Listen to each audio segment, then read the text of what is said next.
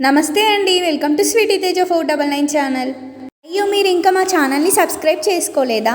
ఏం పర్లేదు, ఇప్పుడు చేసుకోండి ప్లీజ్. గంట ఎందుకు కొడతారో తెలుసా?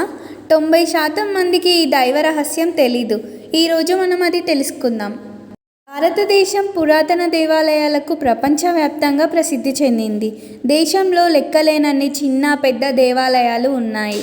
అవి వారి సంస్కృతి విశ్వాసాలకి ప్రసిద్ధి చెందాయి. దేవాలయాల్లో సాంప్రదాయాలు నమ్మకాలను ప్రజలు నేటికి ఫాలో అవుతూ ఉంటారు. ఈరోజు మనం అలాంటి ఓ సాంప్రదాయం గురించే తెలుసుకుందాం. హిందూ ధర్మంలో దేవాలయాలకి సంబంధించి ఎన్నో రహస్యాలు ఉన్నాయి.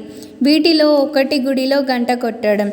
ఏ దేవుడి గుడైనా సరే ఖచ్చితంగా గంట అయితే ఉంటుంది. ఇక గుడికి వెళ్ళిన ప్రతి ఒక్కరూ గంటను మోగిస్తారు. గుడిలోకి వెళ్ళిన వెంటనే గంట కొట్టి దేవుడికి దండం పెడతారు.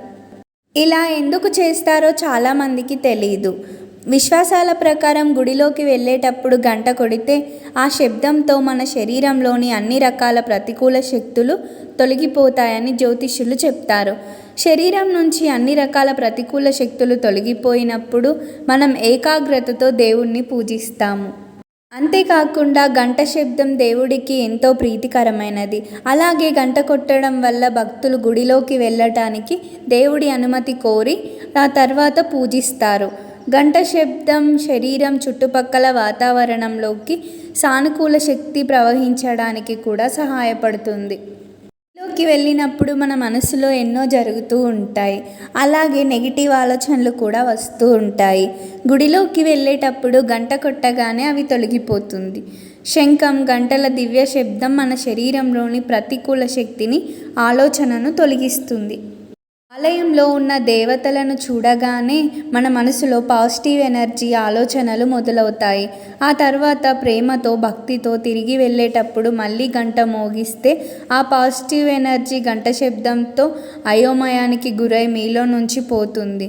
కాబట్టి పాజిటివ్ ఎనర్జీని కాపాడుకోవాలంటే ఆలయం నుంచి తిరిగి వచ్చేటప్పుడు గంట కొట్టకూడదు. సృష్టి ప్రారంభమైనప్పుడు ప్రతిధ్వనించిన శబ్దం గంట శబ్దం అని చాలామంది నమ్ముతారు. ఓంకారం మాటలతో ఈ స్వరం కూడా మేల్కొంటుంది. అంతేకాకుండా గంట మోగించడం వల్ల ఓంకారం మంత్రాన్ని పఠించే పుణ్యం లభిస్తుందని కూడా చెప్తారు. మత విశ్వాసాల ప్రకారం గంట మోగించడం విగ్రహాలలో చైతన్యాన్ని మేల్కొల్పుతుంది. మరి ఇలాంటి మంచి ఇంట్రెస్టింగ్ వీడియోలు రావాలంటే ప్లీజ్ మా ఛానల్ని లైక్ చేయండి, షేర్ చేయండి, సబ్స్క్రైబ్ చేయండి. Thank you.